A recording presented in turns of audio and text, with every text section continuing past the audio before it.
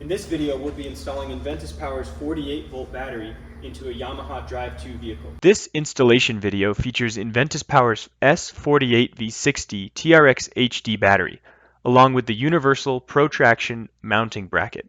First, make sure to remove any jewelry, watches, or other accessories and wear proper safety protection.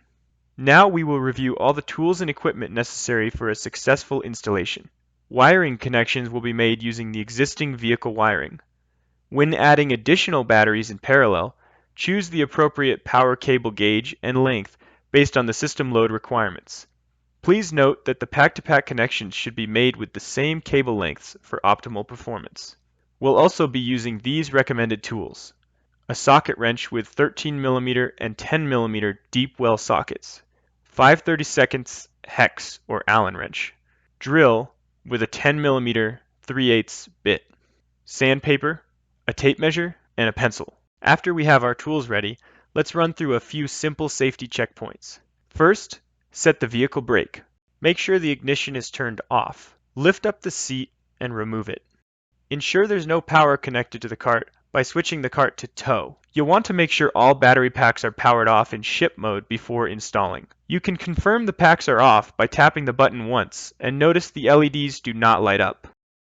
If the LEDs do light up, then hold the SOC indicator button for 3 to 5 seconds. After 3 seconds, you should see the LEDs start to walk down. Tap the button and confirm the LEDs do not light up. The battery is now in ship mode and safe to install. Ensure any previously installed batteries and hardware are removed from the battery bucket before install. Now we're ready to install the battery using the mounting hardware. To locate the hole position to drill, place the mounting bracket on top of the battery. The mounting bracket should be placed along the length of the battery in the long configuration. Drop one of the J-hooks through the bracket hole with the threads pointed downward. With a pen or pencil, mark the spot where the J-hook makes contact to the battery bucket surface. Take out everything and drill the first hole on the mark.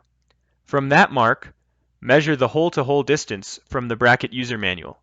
In this case, it's 369 millimeters. You can use the bracket to measure the second hole location and double confirm the distance with a tape measure.